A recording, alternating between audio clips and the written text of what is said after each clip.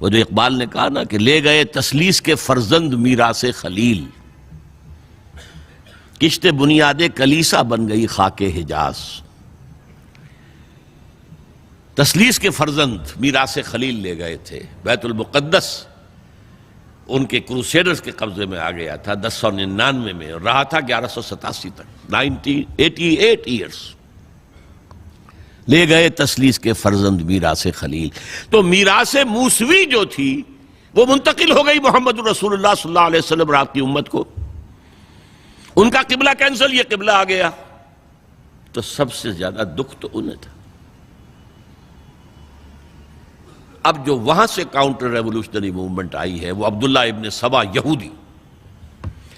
بعض لوگ آج یہ بھی کہہ دیتے ہیں کہ یہ تو ایک ایسی ہی افسانوی شخصیت ہے، کوئی اس کا وجود ہی نہیں تھا، بڑی زیادتی کرتے ہیں، خاص طور پر ہمارے بعض اہل تشیع یہ کہتے ہیں، حالانکہ ان کی کتابوں کے اندر درج ہے کہ حضرت علی نے عبداللہ ابن سبا اس کے 40 ساتھیوں کو آگ میں زندہ جلوایا۔ رجال کشی کے اندر دیکھ لیجئے لکھا ہوا موجود ہے۔ لیکن چونکہ کچھ لوگوں نے شیعت کے لیے لفظ سبائیت استعمال کرنا شروع کر دیا، اس لیے وہ ڈیفنس میں کہتے نہیں سبا تو یہ تو افسانوی شخصیت ہے، سبا کوئی تھا ہی نہیں عبداللہ ابن سبا۔ نہیں، عبداللہ ابن سبا ایک شخص تھا یہودی، وہ اسلام کا لبادہ اوڑھ کر آ گیا دارالاسلام میں، حضرت عثمان رضی اللہ تعالیٰ عنہ کا عہد۔ اور ایک مغالطہ میں چاہتا ہوں کہ ان دی فرسٹ انسٹنس دفع کر دوں۔ عام طور پر اتنی غلط طریقے سے تاریخ بیان ہوئی ہے کہ حضرت عثمان کے عہد خلافت کو سمجھتے ہیں پورا کا پورا عہد خلافت غالباً فتنوں ہی کے اندر تھا اور اختلافات ہی تھے اور خانہ جنگ۔ معاذ اللہ، ایسا نہیں تھا۔ طویل ترین دور جو ہے دور خلافت حضرت عثمان کا ہے، 12 سال۔ حضرت ابوبکر کے 2.5 سال، حضرت عمر کے 10 سال، دونوں کو جمع کریں گے تو عثمان کا، اور اس میں 10 سال بالکل اسی شان کے ہیں جو حضرت عمر کے خلافت کے شان ہے، کوئی اختلاف نہیں۔ اور فتوحات کا دائرہ بڑھتا چلا جا رہا ہے، تھمتا نہ تھا کسی سے سیل رواں ہمارا۔ اس کے آخری ایام میں یہ شخص آیا اور اس نے ایک تو یہ کیا کہ پرانی جو قبائلی عصبیت تھی اس کو زندہ کیا۔ خلافت تو بنو ہاشم کا حق ہے، محمد ہاشمی تھے صلی اللہ علیہ وسلم۔ ہاؤ کم یہ ایک بنو امیہ کا شخص کیسے بیٹھا ہے؟ دیکھیے اس شخص نے کتنا انتظار کیا۔ حضرت ابوبکر بنو امیہ میں سے نہیں تھے، لہذا یہ فتنہ اس کے خلاف نہیں ہو سکتا تھا، کیونکہ چشمک جو تھی وہ بنو امیہ اور بنو ہاشم کی تھی، بڑی پرانی تھی۔ یہ بڑے برابر کے یہ دو کلینز جو تھے مد مقابل تھے ایک دوسرے کے، باقی چھوٹے قبیلے تھے، بنو تیم ہیں، بنو عدی ہیں، لیکن مقابلہ تھا بنو امیہ اور بنو ہاشم کا۔ حضرت ابوبکر بنو تیم میں سے، حضرت عمر بنو عدی میں سے، بنو امیہ میں سے حضرت عثمان۔ اب اس کو موقع ملا، اب آیا یہ اموی، یہ بن گیا۔ یہ سب غاصب ہیں، ابوبکر بھی، عمر بھی، عثمان بھی۔ خلافت پہلے دن سے علی کی ہے اور اس کو ملنی چاہیے۔ اس سے آگے بڑھ کر، اور علی تو خدا ہے، انکارنیٹ، گاڈ انکارنیٹ، یہ اس کا عقیدہ جو اس نے پھیلایا۔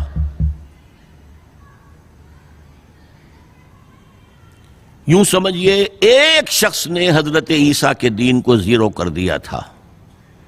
لوگ مانتے نہیں کہ ایک شخص اتنا کچھ کر سکتا ہے۔ یہودی اور سازشی ذہن، ان کی صلاحیت اور ذہانت۔ ایک شخص تھا پال، حضرت عیسیٰ کو خدا کا بیٹا بنانے والا، وہ توحید ختم، تثلیث آ گئی۔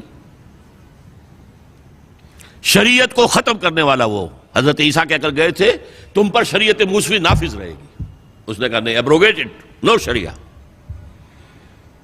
نمبر 3، حضرت عیسیٰ نے کہا تھا تمہیں تبلیغ کرنی ہے صرف یہودیوں تک۔ I have been sent only in search of the lost sheep of the house of Israel۔ میں صرف اسرائیل کے گھرانے کی کھوئی ہوئی بھیڑوں کی تلاش میں آیا ہوں، تمہیں باہر تبلیغ نہیں کرنی۔ اس نے تبلیغ کا دائرہ وسیع کیا۔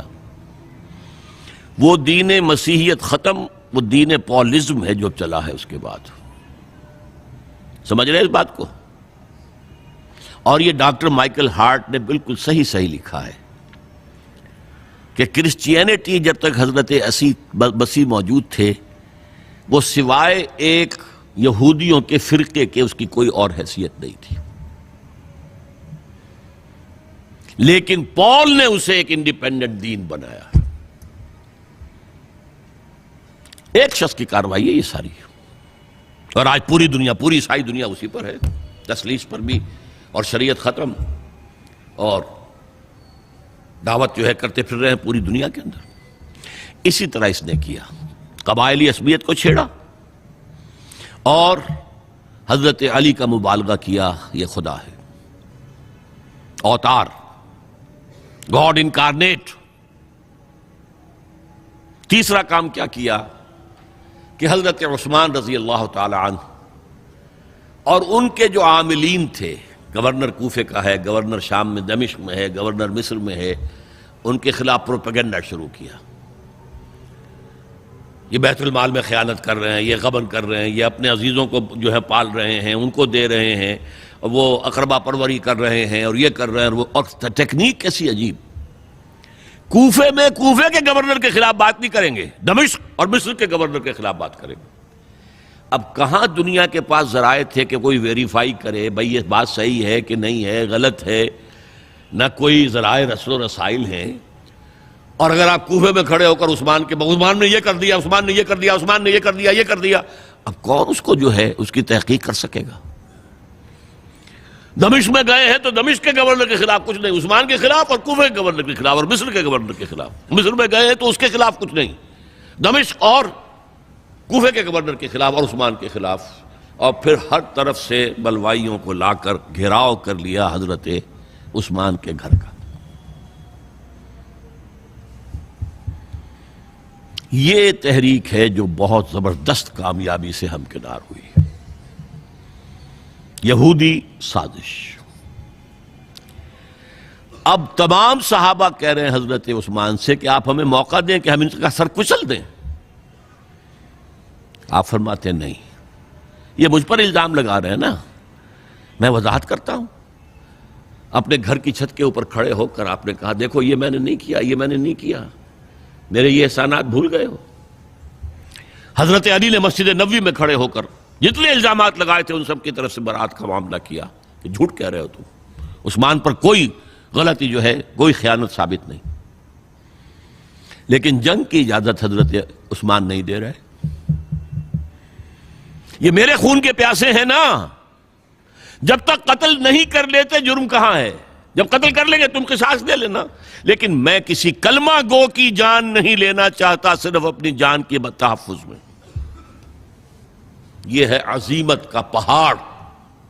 لوگ کہتے ہیں کمزور تھے. جان بچانے کے لیے تو آدمی پتہ نہیں کیا کچھ کر بیٹھتا، اور طاقت ہو تو طاقت کو کیسے استعمال کرے گا. حضرت امیر معاویہ کی طرف سے پیغام پر پیغام آ رہے ہیں کہ آپ ہمیں اجازت دیں میں فوجیں بھیجوں اور ان کا قلع کما کر دیا جائے. حضرت عمرو بن العاص کا پیغام آ رہا ہے مصر سے، آپ ہمیں اجازت دیں. طلحہ، زبیر، علی اجازت مانگ رہے ہیں مدینے کے اندر، آپ اجازت دیں کہ ہم جنگ کریں ان سے. نہیں. آخر کار حضرت علی نے دونوں بیٹوں کو، حضرات حسنین، حضرت حسن، حضرت حسین، دروازے پر کھڑا کر دیا. پہرے دار حضرت عثمان کے، حضرت حسن، حضرت حسین، کہ کوئی گھر میں داخل نہ ہونے پائے. پچھواڑے سے آئے ہیں اور شہید کیا ہے. میرے نزدیک تاریخ کی مظلوم ترین شہادت بمانی مقتول فی سبیل اللہ وہ حضرت عثمان ہے. بلکہ میں جرات کر رہا ہوں ذرا، آپ کو معلوم ہے علامہ اقبال سے مجھے کتنا تعلق قلبی ہے. میں نے ان کے ایک شعر میں ترمیم کی ہے، میں سمجھتا ہوں انہوں نے صحیح نہیں کہا. غریب و سادہ و رنگی ہے داستان حرم، نہایت اس کی حسین ابتدا ہے اسماعیل. حضرت اسماعیل کو اللہ تعالیٰ کے حکم سے حضرت ابراہیم ذبح کر رہے تھے نا، اور حضرت حسین ذبح کر دیے گئے. تو گویا کہ ابتدا جس کی ہوئی تھی حضرت اسماعیل سے، اس کی انتہا حسین پر ہوئی۔ میں کہتا ہوں بالکل غلط۔ ان کو ذبح کر رہا تھا خلیل اللہ، اور ان کو قتل کر رہے ہیں یزیدی اور زیادی اور کوفی۔ کوئی تقابل ہے؟ وہ قتل نہیں ہوئے، یہ قتل ہو گئے۔ انہوں نے پیشانی خود رکھ دی۔ یہاں تو حضرت عثمان لڑتے ہوئے، حضرت حسین لڑتے ہوئے شہید ہوئے۔ کون سی چیز مشترک ہے؟ ایک مصرے میں جمع کر دیا ہے، صنعت لفظی تو آپ کہتے ہیں اس کو، لیکن کیا مشترک کیا چیز ہے؟ اور میں نے امید ہے علامہ اقبال سے ملاقات ہوگی اگر آخرت میں، تو وہ میری اس بات کو تسلیم کریں گے۔ میں نے اس شعر کا دوسرا جو مصرع ہے بدلا ہے، نہایت اس کی ہے عثمان، ابتدا حابیل۔ حابیل جنہوں نے کہا تھا بھائی جان آپ مجھے قتل کرنے کے لیے ہاتھ اٹھائیں گے تو میں اپنا ہاتھ نہیں اٹھاؤں گا آپ کو قتل کرنے کے لیے۔ عثمان نے کہا کہ میں نہیں کسی کو قتل کروں گا، کسی کلمہ گو کو، جو مجھے قتل کر دیں گے پھر ان سے قصاص لے لیں۔ عثمان کے پاس لاکھوں کی فوجیں، سٹینڈنگ آرمیز، پھر بھی انہوں نے اپنی جان دے دی۔ حضرت حسین بہرحال جتنے بھی افراد تھے بہادری سے، شجاعت سے لڑتے ہوئے شہید ہوئے، اس میں کوئی شک نہیں، لیکن لڑتے ہوئے شہید ہوئے نا۔ حابیل کی طرح یہ تو نہیں کہا کہ تم مجھے کرتے ہو تو کر دو، میں تو تمہیں قتل نہیں کروں گا، نہیں۔ بہرحال یہ جو تھا فتنہ، اس کو کہا ہے اور اس کو کتاب میں لکھا گیا، باقاعدہ ایک تصنیف ہے، الفتنۃ الکبریٰ، عظیم ترین فتنہ، حضرت عثمان کی شہادت۔ اس وقت عبداللہ ابن سلام رضی اللہ تعالی عنہ، ایک یہودی عالم دین تھے جو اسلام لے آئے تھے، انہوں نے کہا تھا لوگو ڈرو، عثمان کے خون کا نہ بہانا۔ میں جانتا ہوں تاریخ بنی اسرائیل کی، اگر کبھی کوئی نبی جو ہے اگر شہید کیا گیا تو 70,000 آدمی اس کے بعد مارے گئے اللہ تعالیٰ کی طرف سے، اور نبی کا اگر کوئی خلیفہ قتل کیا گیا تو 35,000 آدمی مارا گیا ہے۔ تو اگر تم نے عثمان کو قتل کر دیا تو یہ خون کے دریا جو ہیں پھر آ جائیں گے امت کے اندر، باز آ جاؤ، خدا کے لیے باز آ جاؤ۔ لیکن نہیں، بہرحال حضرت علی رضی اللہ تعالی عنہ نے بلایا عبداللہ ابن سبا کو اپنے ہاں۔ تم کہتے ہو کہ میں خدا ہوں؟ ہاں آپ خدا ہیں۔ توبہ کرتے ہو کہ نہیں؟ نہیں۔ میں تمہیں زندہ جلا دوں گا، جلا دو۔ تم خدا ہو، ہماری آزمائش کر رہے ہو۔ حضرت علی نے عبداللہ ابن سبا کو 40 ساتھیوں سمیت زندہ جلوایا، اور یہ سارا کچھ معاملہ جو ہے یہ میں نے آپ کو بتایا اہل تشیع کی کتابوں میں موجود ہے۔ بہرحال یہ فتنۃ الکبریٰ ہے، جس کا نتیجہ کیا نکلا ہے آپ اچھی طرح سمجھیے۔ وہ شہادت علی الناس کا جو سیلاب جا رہا تھا، جس کی شان کیا تھی، علامہ اقبال کے الفاظ میں، تھمتا نہ تھا کسی سے سیل رواں ہمارا۔ یہ جو سیل تھا کوئی روکنے والا تھا؟ 2 سپر پاورز تھیں اس وقت، ایران، روم۔ ایران کے چیتڑے ختم ٹوٹ گئے، روم کی 2 ٹانگیں ٹوٹ گئیں، اب کون روکنے والا تھا؟ یہ انٹرنل سیبوٹاج ہے۔ اس کے بعد جو باہمی خانہ جنگی شروع ہوئی ہے، 1 لاکھ مسلمان ایک دوسرے کی تلواروں اور نیزوں سے ختم ہو گئے۔